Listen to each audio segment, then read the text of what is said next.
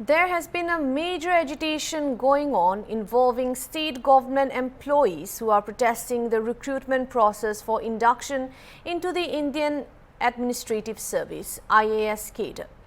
The coalition known as the JCC, comprising 5 prominent service associations, has lauded a pen-down strike to demand a reversal of what they say is a non-merit-based move by the state government. The strike underscores deeper concerns about fairness, local recruitment rights and adherence to public service rules. So what is the JCC protesting for? The JCC's core objection centers on a recent decision by the Nagaland government to include a non-state civil service, also known as non-NCS officer for induction into the IS cadre, bypassing the usual route through the Nagaland Public Service Commission (NPSC).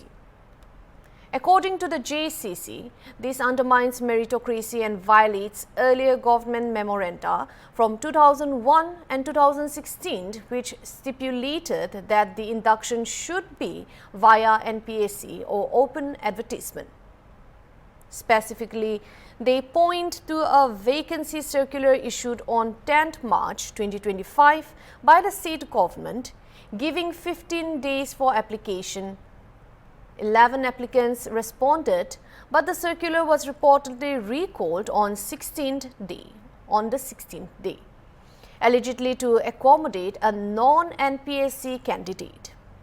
The JCC describes their action as in the larger interests of the Nagas, standing for merit-based recruitment and also protecting opportunities for local youth who enter through the NPSC. JCC has also put up a list of demands. The first one is the withdrawal of the name of the non-NCS from the select list being sent for IAS induction. Restoration of the clause that only NPSC recruited officers or those from the state cadre are eligible for IAS induction from Nagaland for all future inductions. The other one being assurance of transparency and meritocracy in public service selection, with the government adhering to its own memoranda 2001 and 2016 and the NPSC route.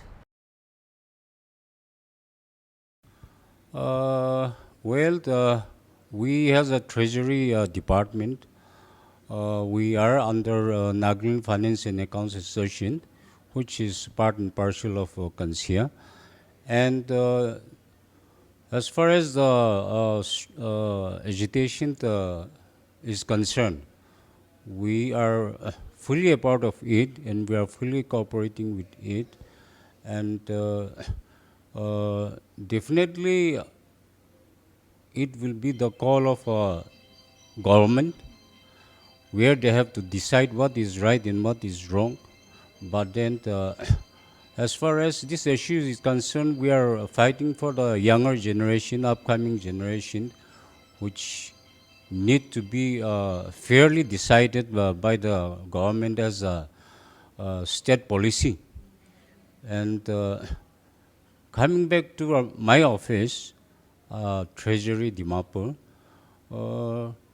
Dimapur being a commercial hub, especially with this ongoing of agitation, especially it is affecting the collection of a revenue, because every business establishment, they come for depositing their revenue through challenge from our office. And due to this ongoing agitation, we are not taking any such matters. And for us, we are releasing salary of employees, all the employees, as well as the pensioner salary. But then the rest of other matters, any sanctioned, any DA, any releases, we are not doing it so far. And as far as on our part is concerned, we are successfully going on with the agitation, and I'm sure even the other department, they are also fully cooperating, and we are successfully proceeding with our agitation peacefully. And I think this need to be endorsed by every right-thinking Nagas, because we are fighting for the cause of our younger generation. Definitely, this is a common issue where we are part of it as Nagaland Finance and Accounts Association. We are issue-based uh, association with the Kansia. So as far as this issue is concerned, we will be part and partial till the this issue is resolved. And as per the demand of our committee, if this is not issued resolved by the state government, definitely we'll go ahead with the agitation, and will be fully a part of it. The IAS Recruitment Rules 1954 set clear procedures for how officers are inducted into the Indian Administrative Service, either through the UPSC exam, which is the direct recruit, or via promotion from State Civil Services promotees. Promotees must meet criteria like years of service, seniority, and selection through a formal, transparent process involving the UPSC. The JCC protests in Nagaland began after the state government allegedly attempted to induct a non-state cadre officer into the IAS, bypassing the Nagaland Public Service Commission, the route, and violating the usual promotional guidelines under the 1954 rules. JCC argues that this is a backdoor entry which undermines merit-based recruitment, transparency and fairness, and also principles protected by both the 1954 rules and Article 16 of the Indian Constitution, which states equal opportunity in public employment. So in short, the JCC sees the move as illegal, unfair and threat to the integrity of public service recruitment, which is why they are demanding the induction be reversed. The Nagaland government has acknowledged the concerns raised by the Joint Coordination Committee, but maintains that all recruitment and induction processes are being conducted in accordance with existing rules and guidelines. Officials have emphasized that the inclusion of the non-state cadre officer for IAS induction was a procedural decision taken after careful consideration of service records and eligibility. The government has expressed willingness to engage in dialogue with the JCC to resolve the issue amicably and avoid prolonged disruption of public services. However, they have also urged employees to refrain from strikes that hamper government functioning and have assured that any decision will uphold transparency and fairness. While some senior officials have highlighted the complexity of recruitment under multiple overlapping rules, including state memorandums and the IAS Recruitment Rules 1954, they reaffirmed their commitment to ensuring merit-based recruitment that respects both local interests and constitutional provisions. Discussed, the cabinet was appraised of the progress made on the FMDA.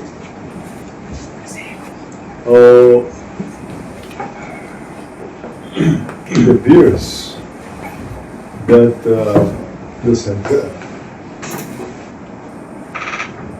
had been holding talks with the ENPO in August also, and in September also. I think the last was in Dimapur, sometime in August, early September. And you're aware, the state has already furnished our recommendations to the center after the center asked for state's opinion on several points. On many of the points we had agreed, and there were certain areas where maybe reconsiderations should be. So it was on those areas only the talks was centered around still. And to address those minutely, a subcommittee had been established by the PNAR department here in the state, along with the ENPO officials. That's a new development, and we hope that that will address the crux of the matter that is holding us back from further progress. So what is the crux of the matter? That only they will do. The members from both sides, the ENPO and the PNAR. But roughly, from whatever was presented to us today, I think it centers around the dissolution of the FNPA's council, executive council, if it so happens. In such a case, who would recover? Supposing there is a constitutional breakdown. One. And if it so happens that it is dissolved, who will be in charge, given the charge? Those are some areas which are there. And it is another thing is the funding pattern, I suppose. And the third could be in the appointments of the different garrisons in the region that is to be. But these are minor areas, and I think with more deliberation it should be resolved. Over time. So everything is moving smoothly, and we hope the center will be sincere and will not waste more time while expedite the process. So, was there any discussion on the resolution on that? Yes. After the last memorandum and submissions made by the 5 tribes, that the tribal block-wise representatives should not be there, but be replaced by exclusively senior government officials. I think we have rectified that, as the proposal was to do with a senior former government official, IS. We are fortunate that our former development commissioner, Mr. Ramakrishna, has so kindly accepted the responsibility to spare the commission. And the others will be the ex-official members from the PNAR. Commissioner Secretary will be the member secretary. Then another will be from the Law and Justice Department. And the other will be from the Home of Commissioner. I think we have 4 or 5 members. Orders will be out in a day or two. With that, from the date that they are given the appointment orders, the 6 months start ticking. Sir, last time in the month of August during the press conference, you have mentioned about the center suggesting creating a separate constitutional provision under 371 for FNTA. And you have also mentioned that the cabinet will be visiting daily to confirm that. So can you please update us on that? Yeah. That came up for discussion today. And very specifically, we have discussed it. Members were concerned about the status of that position. But I could not be a part of the team which went to the meetings. But all those who went, headed by our chief minister and our 2 deputy chief ministers also, and quite a lot of members from the ENPO area, they have confirmed that the center does not mean to make any amendments for the 371A. So they will be only having a chapter, and a chapter in the form maybe of an ordinance, or a state act, an act by our own state assembly, which will effect the changes necessary outside, which fall outside of the purview of the 371A. So in no way it is going back to the Parliament. That has been confirmed. Sir, a different topic, but you have raised this issue even in the Assembly. You presented a statement regarding to these organizations, too many organizations that we have. So a lot of those organizations are being handled even by government employees. So can the government do anything to prevent such contact replace, since the government has initiated this even in the Assembly that there are too many we have to cut down? Of course, we cannot afford our employees spearheading NGO, non-government organizations, And CSOs. and CSOs. I think government rules prohibit anyone from taking down such positions. So we are not going to be lenient, and the choice is the person's own, but they cannot be doing two things at the same time. Yeah, either that or this. And if they still defy government rules and violate government rules, then they will face severe repercussions and consequences. So can the government give any order in this effect? Well, I think it is understood, but if we detect any such, then notice will be served to them to decline, resign himself, not to take up these positions. And so here there are cases where we are not aware of such instances. So if the public is aware, then it would do well, they would do well to bring it to the notice of the government immediately without wasting time.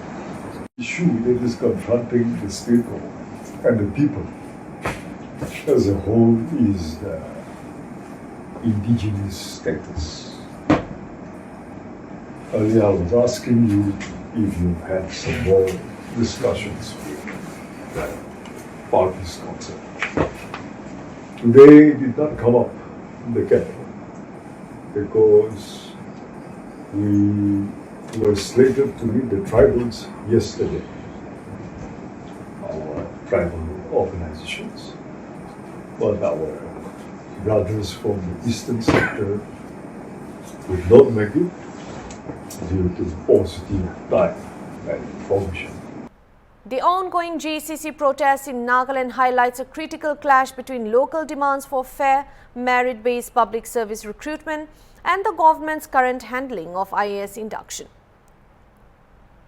Rooted in concerns over adherence to the IAS recruitment rules 1954 and long-standing state memorandums, the agitation underscores how crucial transparent, rule-based processes are to maintaining trust in governance and protecting opportunities for local civil servants.